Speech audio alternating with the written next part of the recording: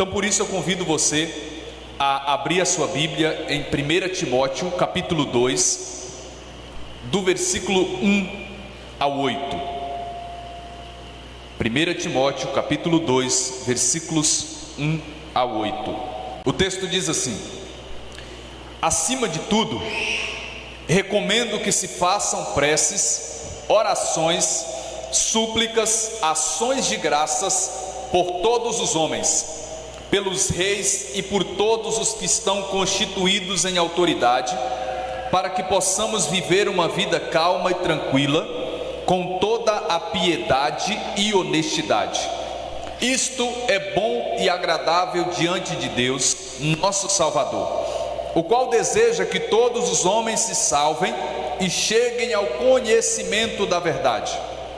Porque há um só Deus e há um só mediador entre Deus e os homens, Jesus Cristo, homem, que se entregou como resgate por todos. Tal é o fato atestado em seu tempo, e deste fato digo a verdade e não minto. Fui constituído pregador, apóstolo e doutor dos gentios, na fé e na verdade.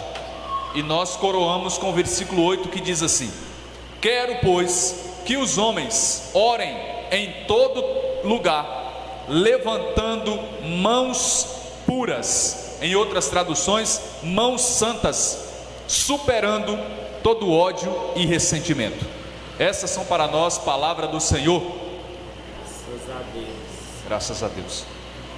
Irmãos e irmãs, nós temos diante de nós, do versículo 1 ao 8, um texto que vai falar muito a respeito de oração.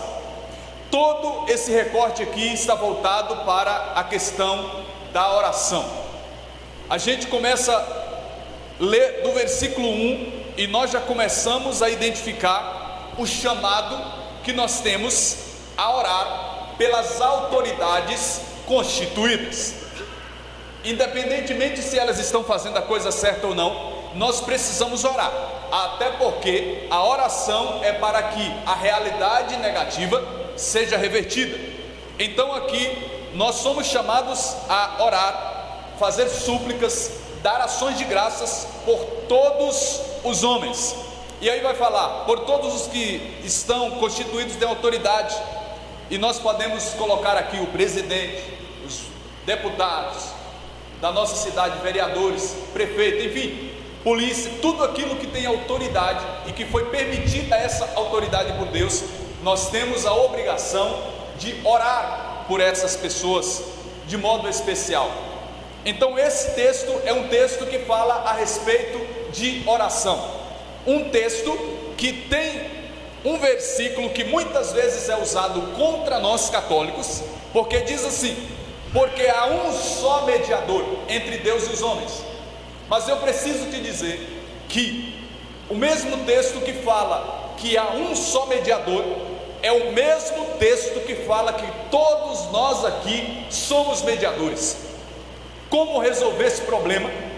O problema não é problema, porque quando se fala de Jesus, o único mediador, está falando de salvação. Atos 4:12 vai dizer que a nenhum outro nome sobre a face da terra, debaixo do céu, foi dada autoridade para salvar, a não ser ao nome de Jesus. Salvação é com ele. Mas levar a salvação de Jesus às pessoas, ou levar as pessoas a Jesus, que é Salvador, é uma missão minha e sua. Então isso é o que? Mediação. Quando você se coloca entre Jesus e alguém, você está sendo mediador. Então, quando se fala de santos, quando se fala de Nossa Senhora, nós estamos falando de uma mediação que é para levar até Jesus, que é o Salvador, e não para substituir o mediador principal, que é Jesus. Entendido? Então aqui nós temos diante de nós esse chamado a sermos mediadores por meio da oração. Aí quando nós chegamos no versículo 8, que eu falei que nós coroamos esse texto, vai falar que apóstolo Paulo recomendando: quero que todos os homens em todo lugar levantem mãos puras, superando todo ódio e ressentimento. Esse levantar as mãos também é uma expressão simbólica para falar de oração. Quando abrimos, por exemplo, Gênesis 14, 22, lá em Êxodo capítulo 17, verso 11, nós vemos a questão do levantar as mãos relacionado com a oração. Quando Moisés levantava as mãos contra os amalecitas, o povo vencia. Quando ele cansava, baixava as mãos, o povo desfalecia e eles começavam a perder. O levantar as mãos aqui significa nós nos direcionarmos a Deus. Mas não é só levantar as mãos que o texto nos chama a levantar as mãos santas, porque a oração é a coisa certa a se fazer de todo cristão. Só que não adianta a gente fazer a coisa certa de maneira errada. Orar é uma coisa boa a se fazer, mas não adianta a gente orar da maneira errada. Tiago capítulo 5 vai dizer que a oração do justo tem grande poder. Significa então que a oração do ímpio, ela não tem poder. A oração do injusto, ela não tem poder. E aqui não se fala de justo no sentido de perfeito, fala de justo no sentido de alguém que teme a Deus e que busca viver segundo a sua palavra e tenta todo dia buscar a fazer a vontade dele. Lá em Mateus capítulo 6, antes de Jesus nos ensinar a oração perfeita do Pai Nosso, ele nos exorta para que nós não sejamos iguais aos fariseus, porque os fariseus oravam, mas eles faziam a coisa certa de maneira errada, e por isso as orações deles não chegavam até a Deus. Então aqui o chamado é para que nós ergamos as mãos em oração, mas as mãos santas. O que significa isso? Que nós precisamos entender que a oração está ligada a uma vida de santidade. O nosso erguer as mãos no sentido de nos direcionar a Deus, ele precisa estar alinhado com uma vida que busca ao mesmo tempo a Deus. Nós não podemos nos dirigir ao Senhor em oração sem nos preocupar em termos uma vida de retidão diante de Deus. É o que nós vemos como um princípio na palavra. Por exemplo, Salmo 65, 18 vai dizer assim: se eu intentasse no meu coração o mal, o Senhor não me teria ouvido. Se eu cultivasse o mal no meu coração, eu poderia considerar a minha oração descartada diante do Senhor. Eclesiástico 15, 9 vai dizer que o louvor, ele não é belo na boca do pecador, porque não faz sentido a gente se direcionar a Deus se nós não cultivamos diante do Senhor uma vida de pureza, uma vida de busca.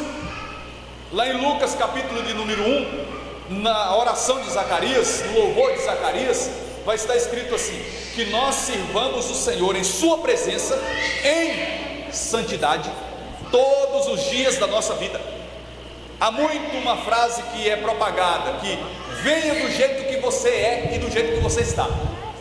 É verdade, essa frase mas ela é incompleta se a gente não entende de que não adianta a gente chegar até Jesus do jeito que a gente é e do jeito que a gente está e permanecer do mesmo jeito. A gente pode até ir até Jesus do jeito que a gente é e do jeito que a gente está, mas na presença dele precisa essa realidade ser mudada, porque o texto de Lucas 1 diz: em sua presença em santidade todos os dias das nossas vidas, em santidade. Então nós precisamos entender esse princípio. Por exemplo, lá em 1 João capítulo 3, do versículo 21 ao 22, vai dizer que se nós temos uma consciência limpa diante de Deus, nós podemos pedir ao Senhor qualquer coisa, e estando alinhado à vontade dele, essa coisa será atendida.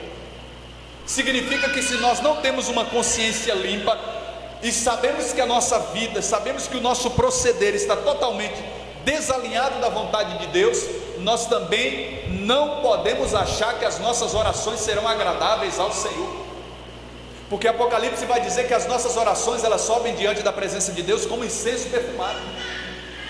Por quê? Porque precisa ser agradável ao Senhor. O que nós vemos em Lucas capítulo 18? Que chegam até Jesus, até o templo, aliás, dois homens para orar, o fariseu e o publicano. Mas o fariseu, cheio de si, orava para si mesmo: dou-te graças, ó Deus, porque não sou iguais a este homem pecador, pago o dízimo, vou à igreja, vou ao grupo de oração, etc. Mas quem voltou para casa justificado foi aquele publicano que batia no peito dizendo: Senhor, tem piedade de mim, porque eu sou pecador.